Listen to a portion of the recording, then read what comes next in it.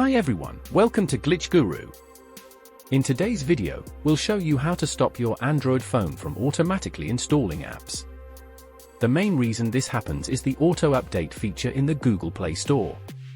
This can make it seem like your Android phone is constantly downloading new apps. To stop this, open the Play Store and tap on the profile icon in the top right corner. Next, select Settings. In this menu, go to Network Preferences. Here, tap on Auto Update Apps, then select the Don't Auto Update Apps option. Another reason random apps may appear on your Android phone is that your mobile carrier may be installing them via updates. Fortunately, you can turn this off. To do that, head to the Settings app on your Android device. Scroll down and tap on About Phone.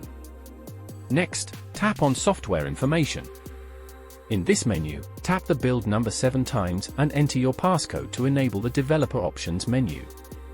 Once enabled, return to the Settings app and tap on Developer Options. Finally, scroll down and turn off Auto Update System. This will stop your Android phone from installing carrier updates over the air, resolving your issue. If you have any questions, feel free to ask in the comments below. And don't forget to subscribe.